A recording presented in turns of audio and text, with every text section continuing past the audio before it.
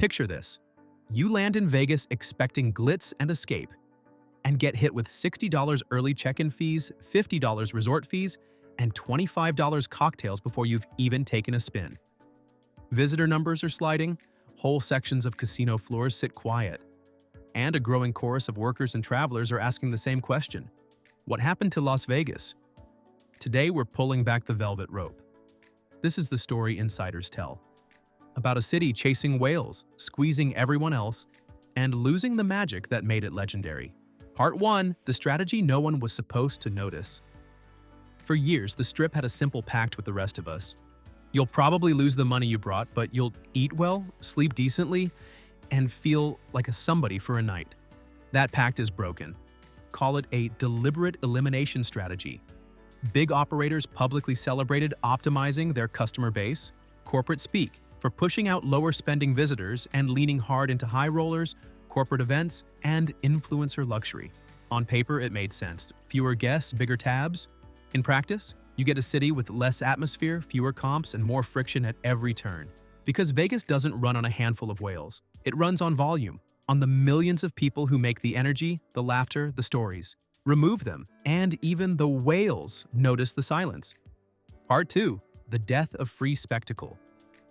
Remember when the Strip wooed everyone with free shows, the Mirage volcano erupting fiery nights since 1989? Gone. Replaced by a towering guitar project. Treasure Island's pirate battles, once pure, campy joy, shut down years ago. Even the smaller curiosities that made the sidewalks feel alive keep disappearing. Those free spectacles didn't just entertain, they created a crowd. That crowd filled table games, bars, buffets, and theater seats. Without it, luxury feels lonely, like skyboxes in a stadium with empty stands. Part 3. Price the people out, lose the city. How do you drive the middle away?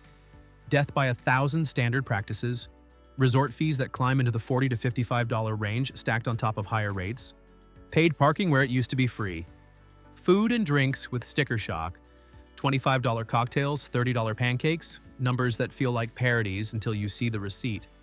Table minimums that keep creeping up and blackjack payouts shifting to 6 to 5 instead of the old 3 to 2. You can call it revenue optimization. Guests call it nickel and diming at premium prices, and many simply stop coming or cut their trips short. Part 4. The numbers behind the neon. Across 2025, multiple reports pointed to weaker visitation, softer occupancy, and sliding room revenue. Even when headline revenue rose at some big casinos, net income plunged. The cost of chasing luxury while paying for it in comps, marketing, and a small army of managers, consultants, and brand activations. Strip that jargon down and you get a simple truth. The math stops working when you alienate the very people who create the buzz and the base. Part 5. 5 Voices from the Inside. 1. The cocktail server, 15 years on the Strip. You used to hear laughter all night. Now it's quiet between orders. $30 cocktails, no comps unless you're betting $500 a hand, and a crowd that tips less because they feel squeezed. I made $88 on an 8-hour Friday. 10 years ago, that was 3 hours work. 2. The housekeeper, 20-plus years, 2 properties. Whole wings sit dark for days, but we're still pushed like it's 2015. They cut daily housekeeping, so rooms are disasters when we finally get in. Layoffs happen silently, names vanish from the schedule. The soul used to be the people.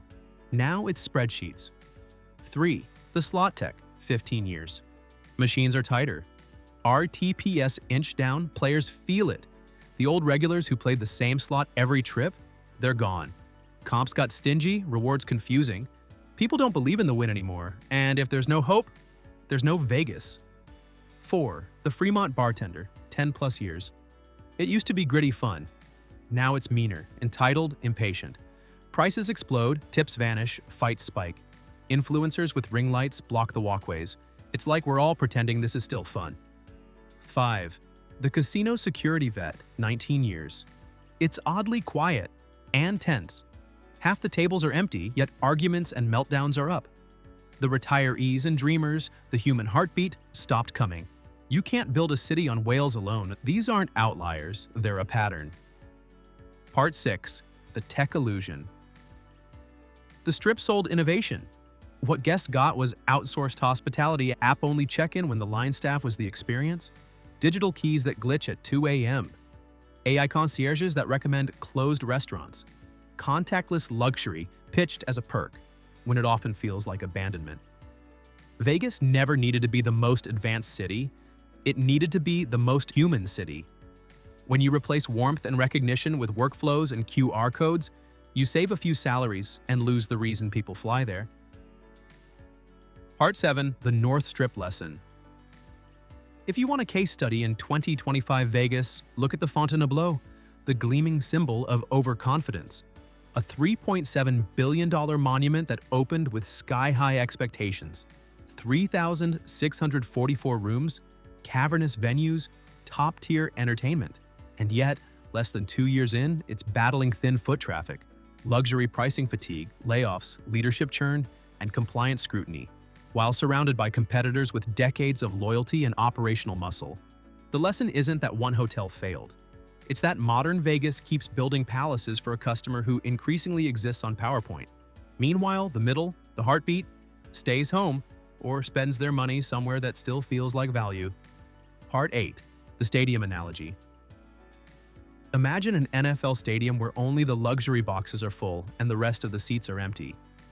For a while, the VIPs enjoy the view, but eventually they start asking, where's the atmosphere? Where's the energy I'm paying for? That's the Strip right now. Ironically, locals casinos, the places that still understand volume and vibe, have posted stronger numbers because they remember the formula. Make it fun and fair enough that people want to come back. Part 9. The Global Squeeze. The pressure isn't just local. International travel softness means fewer big-spending visitors from Canada and Europe. Online gambling keeps growing. Why fly to Vegas if you can wager from your couch? Competing destinations pitch better value. All-inclusive Mexico, domestic road trip towns, even a revived Atlantic City for budget travelers.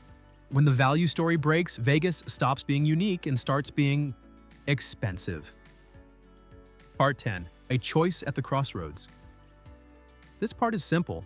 Vegas can keep chasing whales while the stands sit empty, or rebuild the pack that made it immortal. Kill the junk fees. Fold essentials into the rate, end the bait and switch. Restore the spectacle. Bring back the free, the weird, the impossible to ignore. Respect the middle. Rethink table minimums, comps, and straightforward rewards. Hire for humanity, staff visible roles, train them well, and let them delight people. Price for repeat. The best marketing is a trip that felt fair and fun. Vegas doesn't need to be cheaper than everywhere else. It needs to feel worth it again. Part 11. The truth behind the empty strip. Here's the truth no slogan can spin. Las Vegas isn't dying because people stopped loving it. It's dying from the inside, from choices that traded community for yield, magic for margins, and hospitality for efficiency. But here's the other truth. Vegas is resilient. It has reinvented itself more times than any city in America. It can do it again. If it remembers the deal that made it great, give ordinary people a chance to feel extraordinary. Until then, we'll keep seeing it in the eyes of visitors and the voices of workers. The sense that something beloved is fading. The neon still glows, the fountains still dance, but if no one believes they can win at a game, a night, a memory, then the lights mean nothing. Las Vegas can fix this. It just has to choose people over spreadsheets, value over gimmicks, and soul over slogans. What do you think? Is the Strip pushing out the very crowd that made it legendary? Drop your story below, because your experiences matter more than any earnings call.